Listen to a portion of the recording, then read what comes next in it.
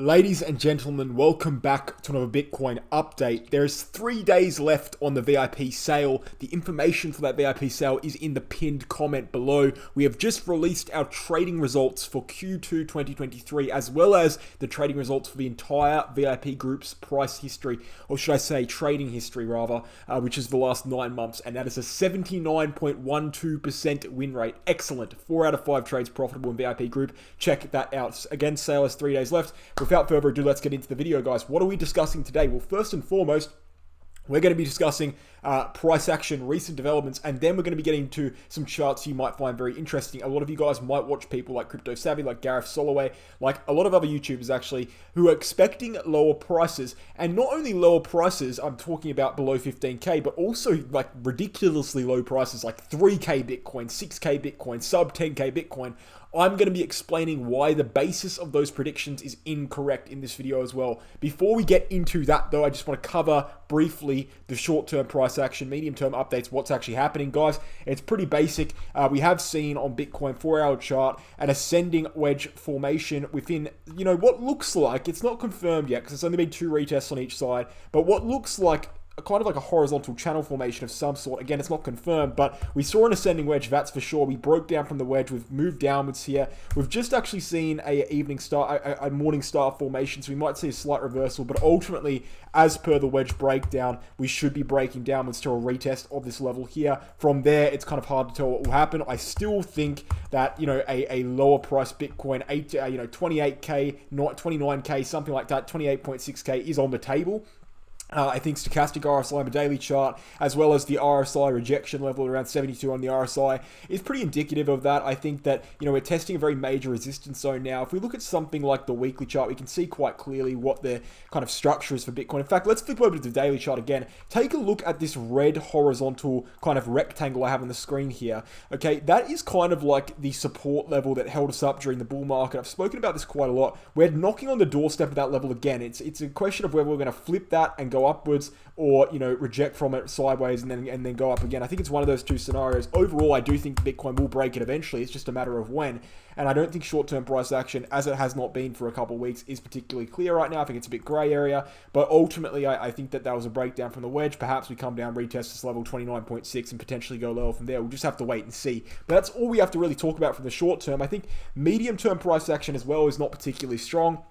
Unfortunately for Bitcoin, on the weekly chart, we have seen a bearish kind of doji candlestick formation right on top of resistance. That's generally a pattern of reversal, and short, whether it be short term, medium term reversal, doesn't really matter. It's a pattern of reversal, and the fact that it's happened around the area we topped just a couple of months ago isn't particularly reassuring as well. Again, I do believe that Bitcoin has dramatic macro strength. We've flipped basically every single major support zone as per moving averages in the weekly chart, but I just think that what happens in the very short term, next couple of weeks, rest of this month is quite up for debate. We certainly could go down, we certainly could go upwards. I think probably downside is a little bit more likely, and that's my opinions, and they haven't really changed. So now that we've just briefly updated short term, I know it's a bit boring what's going on now. We want to talk about, I should say, the bearish predictions, the ultra bearish predictions that are coming out from people, because look, I think it's pretty safe to say that there's not many people who have been calling for 3K Bitcoin who have changed their mind about that, even though Bitcoin has gone upwards dramatically. Guys, I actually made a YouTube community post. I want to take a look at it right now and just read it out to you, because this is something that I think is very important. All right, I'm going to read this out to you here. Time for a reality check. Bitcoin has been bottomed out for 224 days. 224 days, that is close to 8 months. From the bottom at 15.4K, Bitcoin has seen a gain of 104%. Most of the gains came from Q1, forming one of the strongest Q1s in Bitcoin's price history. Bitcoin has broken back above literally every single major bear market indicator and is at the doorstep of the range where most of the 2021 bull market occurred. That's what we just talked about in the weekly chart. Where is this missing final leg downwards the bears have been talking about? Is it just around the corner, quote unquote, like they have been saying at every local peak for months? I'll say this. If this move has been a dead cat bounce, this has been the most convincing dead cat bounce I have ever seen. We have never seen a dead cat bounce that lasts anywhere near this long. We have also never seen a dead cat bounce that has bounced this high. These are the objectively true facts. At this point, if we were to go to new lows, it would barely be linguistically accurate to call this a dead cat bounce given its size and duration. Don't let your bias trick your eyes. That is a key note here. Don't let your bias trick your eyes. I think that the people who are calling for 3K Bitcoin are clearly living in a world of bias. And I'm going to explain this very clearly. Why are they calling for 3K Bitcoin? Well, one of the main reasons, and I know that this is going to sound so stupid to people who have actually looked at the charts for any period of time, really. Not necessarily looking at the charts, but who have understood this move and understood why this move has occurred. Why did we bottom out here in November? Before we even look at the Amazon fractal, why did we bottom out here in November? That's not a random price state we've bottomed out at. We didn't randomly bottom out there. We bottomed out there because of the cyclical theory. The cyclical theory that has existed for basically since 2012, over 10 years now. We bottomed out there perfectly as per the cyclical theory. We bottomed out there. We have micro trends on Bitcoin, 5 micro trends on Bitcoin, all of which pointing to that level being the bottom. It is not a coincidence. And if it is a coincidence, it's a freaking major coincidence, okay? And it's a major coincidence to the point where it's very, very, very unlikely that Bitcoin just randomly happened to bottom out at that, in November at that level, right? And people say, well, we didn't see that much of a correction. Mate, we saw almost 80% of downside price action. In previous bear markets, we saw 84%, 86%. This was basically on par with that. Yeah, and then people will say as well, but, Wolf, why did we drop below the previous all-time high? That's never happened before. It's never happened before because we've only held the previous all-time high once, right? 2 data points is not a trend. 2 data points is a coincidence. You need 3 data points to make a trend. So we didn't break any trend by doing that. So it's a completely illogical argument. I don't think it makes any sense at all. Right, I think also the double top argument, the fact that Bitcoin double topped, yeah, I mean, it's slightly more convincing than the previous 2 I just listed, but it didn't just randomly double top. It didn't double top preemptively. It double topped as per, again, the date range trend. And as we know, guys, the 4-year cycle has never been used to predict price targets. It has always been used to predict dates. And it predicted the date bloody well, even though it was almost a double top. It actually wasn't quite double top. We moved upwards about 7% higher than the previous top. But I understand the premise of that point there, but still, the date range trend doesn't lie. And the fact that we bottomed out, even after the double top, perfectly within the date range trend, the same date range trend that predicted the double top, right, is just sensationally accurate to me. I don't see how you could necessarily fault that data. Amazon Fractal, guys. This is the fractal that a lot of the bears have been talking about massively. They say, and guys, this is a chart. Let me just briefly analyze what's actually happening here. This is a chart on Amazon, okay, from the dot-com bubble, from the 90s, right, from the 90s, 1998 to 2001. First and foremost, you're looking at a chart, okay, that is 25 years old. A 25-year-old chart on Amazon, okay, and you're comparing it to Bitcoin. I just don't, I don't see the logic there. I understand the premise. The premise is, charts behave in similar ways because market psychology and patterns and all that, it all kind of works, and therefore fractals are applicable cross financial market, cross chart. I understand the premise, but I will tell you this right now. Any analyst who has been in the market for any period of time knows that fractals are one of the most least reliable forms of technical analysis you can do.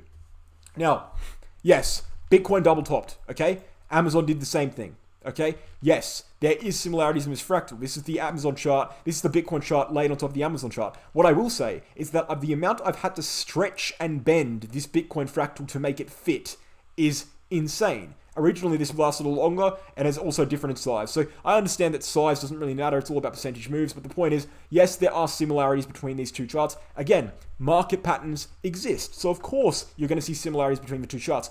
But the idea, okay, that Bitcoin, just because it's the same or similar as Amazon, has to go down the same amount as Amazon is asinine. It's completely ridiculous. We know for a fact that fractals rarely ever play out on a percentage basis. The general momentum, the general kind of gist of them plays out well. And we've seen now a dramatic deviation from this fractal starting in November, which guess what, guys, is when the 4-year cycle predicted the bottom was in. So yes, we followed this fractal roughly, okay, until the 4-year cycle said the bottom was in, and then we stopped following it, and we haven't been following it ever since, and it's been 226 days, and we've gone up 2x. We didn't do that on Amazon. There's no reason to believe that Bitcoin is following Amazon anymore. Literally no reason to believe. If anything, if you were to believe that it is still following Amazon, you should believe it's in this period of time where it should be going upwards. So I think The Amazon chart, although interesting, 6, 7, 8 months ago, is no longer interesting. I think we've dramatically deviated from it, and I think we're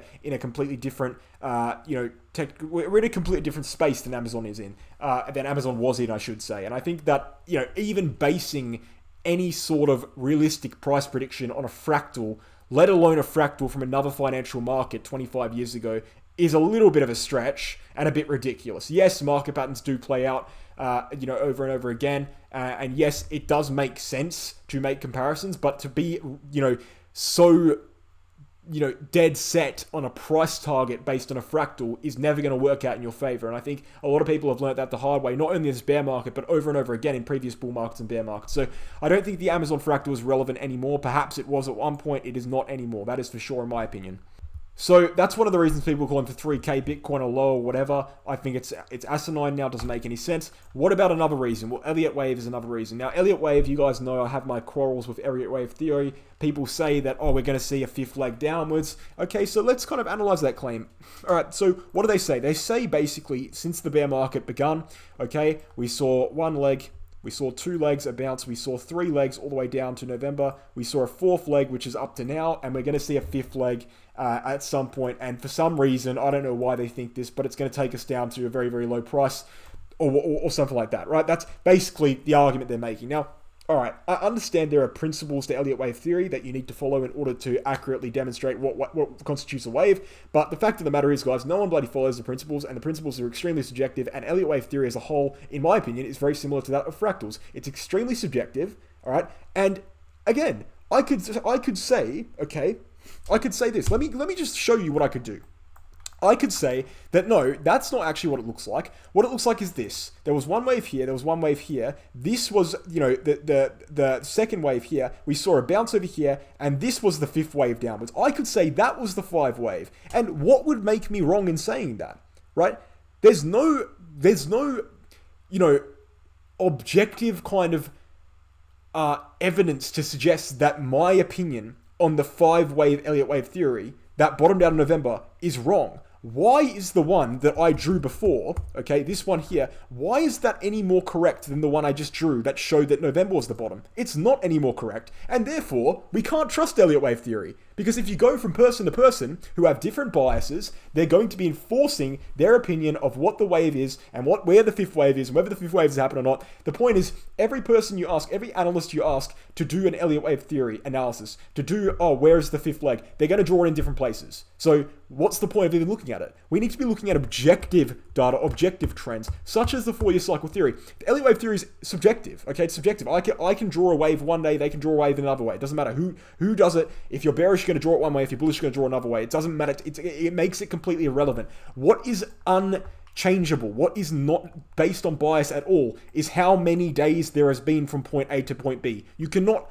manipulate that data. You cannot apply your bias to that data. You cannot say that there was 5,000 days from November 2013 when we topped out to December 2017 we topped out, because there's not. There was 1,400. There's no opinion based in that. It's based on reality. It's objectively true. So that is the data we should be relying on. Yes, you can look at Elliot wave theory. Yes, it is useful in the same way you can look at fractals and you can say they're useful. But the point is, they should be used as secondary sources of analysis because they are not as objective as the primary sources of analysis we can do.